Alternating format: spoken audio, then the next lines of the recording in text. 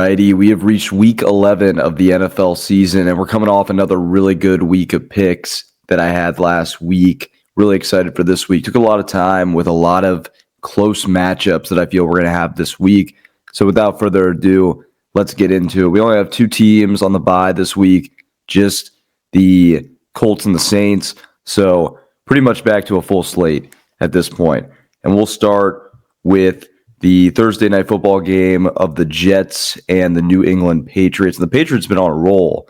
They have been really playing better than I think anybody really expected. Then you look at a team like the Jets, who has had two recent victories, really kind of impactful if you factor that they've traded away pretty much their entire defensive depth overall.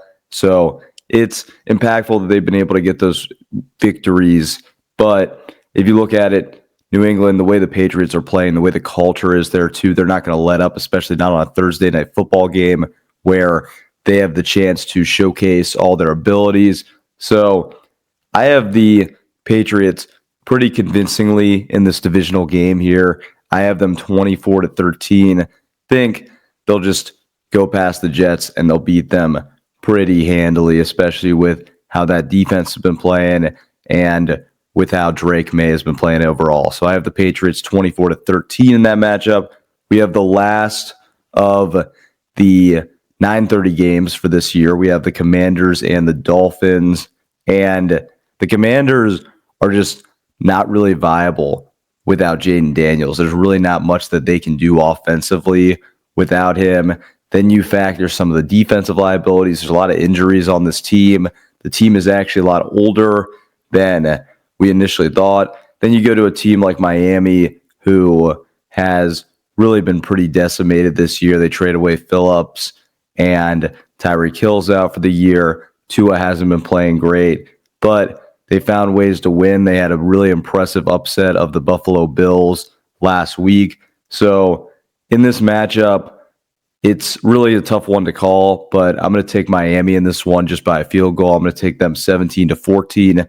Think they'll have enough to get past this depleted Washington Commanders football team, and I'll take Miami 17-14. Moving on to the Sunday slate, you start with the Bengals and the Steelers. This is a really good matchup from that primetime game that we saw just a few weeks ago where it was super high scoring.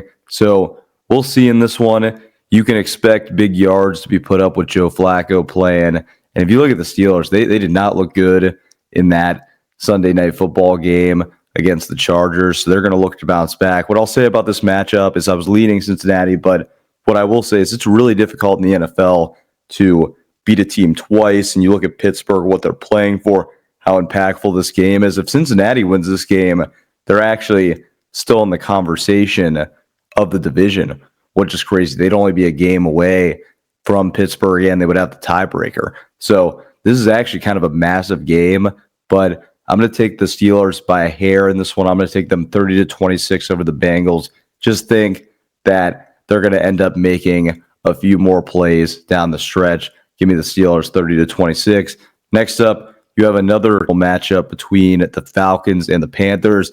The Falcons have kind of derailed themselves throughout the year. They started out pretty decent, and after that, they've just had some questionable blowouts, and they've had some really close losses to decent opponents, but I really don't know what to make of them at this point. Then you go to Carolina Panthers, a team that I definitely don't know what to make of at this point. So it's a really tough dilemma when you look at Carolina and you look at Bryce Young and his obvious passing liabilities that he has overall. So when you put all that together, I'm going to take the Falcons to this one. Very close. I think they win 27-26. I think it's a bit of a battle of a game, but at the end of the day, I think the Falcons are going to have just enough to get past the Cardinals 27-26. Moving on to the Buccaneers and the Bills. The Bills are coming off of one of their worst losses in years. Honestly, when you look at that loss to Miami, Tampa Bay also coming off a loss to the Patriots. So you look at this, and I think a lot of people are going to be riding on Tampa Bay this week. But my kind of take on this is that the the Bills are going to be very inspired after that bad performance. They're going to have a great week of practice, and I just expect this team, after that kind of blowout loss, to respond and show that they can still compete for the Super Bowl and things like that and beat a really decent Tampa Bay team. So I'm going to take Buffalo 28-21. Just think they're going to come out inspired, and they're going to have enough to get this victory 28-21. Moving on to another divisional matchup, you have the Texans and the Titans. And Titans, probably the worst team in football. Their record shows that. Houston had a really impressive come-from-behind victory against the Jacksonville Jaguars. That's why I took Houston last week. I just feel that Jacksonville's a very fraudulent team overall. And Houston was able to expose that towards the end because they didn't hold on to their lead. And overall, Houston makes a miraculous comeback. So it doesn't really matter to me whether it's Stroud, who actually should be back due to concussion injury, or Davis Mills. It doesn't matter who the quarterback is for me. Either way, I'm going to take Houston in this one. I'm going to take them by 10, 30-20, one of the wider gaps of the games that I picked this week. So give me Houston 30-20 over the struggling Titans. Next up, you have Chicago versus Minnesota. Chicago is really in a position to win that division at this point if they keep winning games. Minnesota has not looked good with J.J. McCarthy. And when do you kind of get to the point now, if you're Minnesota with J.J. McCarthy, to move on? Sometimes you just have to move on with situations. If you look at the Colts with Anthony Richardson, they didn't waste time. They just moved on. And I don't know if Minnesota is how many more games they're going to give him, but the offense just not look fluid. Justin Jefferson kind of quit on the team last week because he's just not getting the ball effectively. He's looking over at Sam Darnold, what he's doing with Jackson Smith and Jigba in Seattle, and he's saying, gosh, that should be me. And they had a really good shot to retain him. They didn't do so. So I think Chicago wins this game. I think it's really close, though. I think it's 24-23.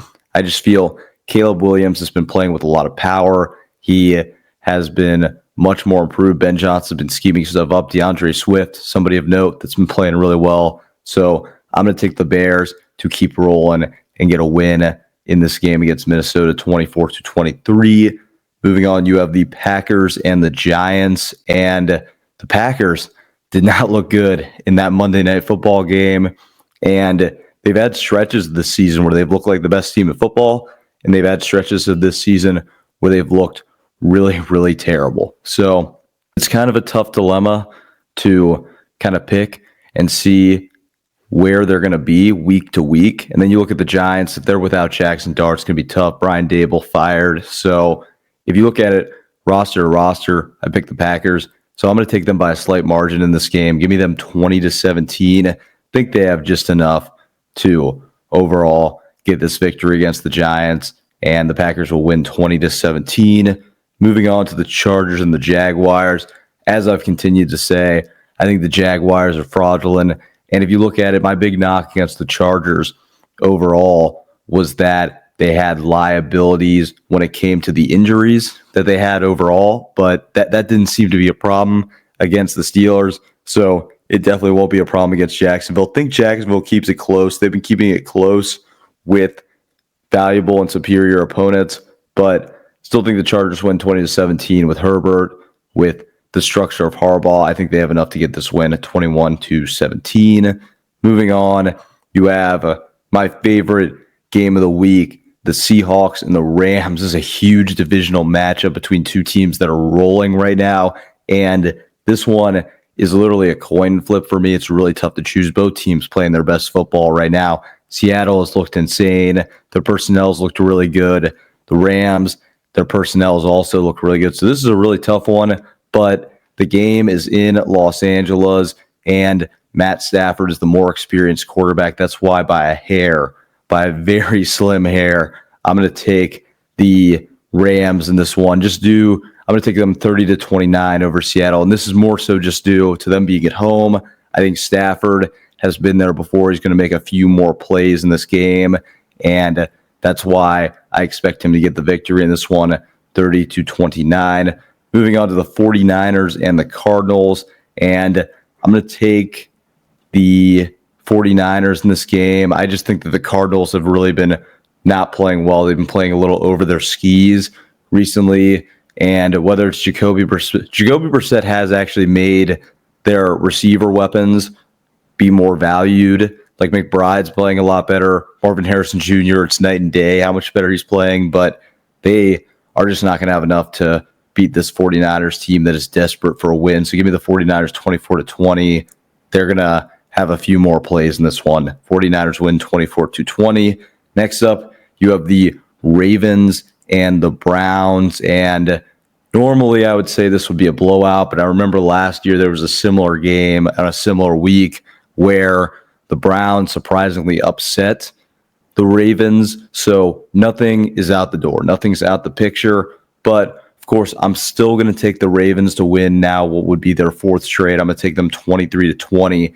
Think they'll have enough to get past this Cleveland Browns team that is struggling on offense. Their defense still solid. Myles Garrett still has his every week, but that offense is so bad for the Cleveland Browns that there's really not much that they're going to be able to do. Giving them 20 points in this game is kind of outrageous, and I think that's going to be the biggest thing in the comments. How is that Baltimore-Cleveland game that close? It's just because I got burned last year. There was a similar game, similar time, and the Browns actually ended up beating the Ravens when it was a huge upset on the line. So I'm going to take Baltimore in this one, 23-20. Moving on, you have the Chiefs and the Broncos. This is a game that it was actually pretty clear to me. I think that if you look at it, Denver has not been playing well recently. Now they've been finding ways to win, albeit, but Kansas City, they are so desperate for a win at this point, given their record. They need to get back in the conversation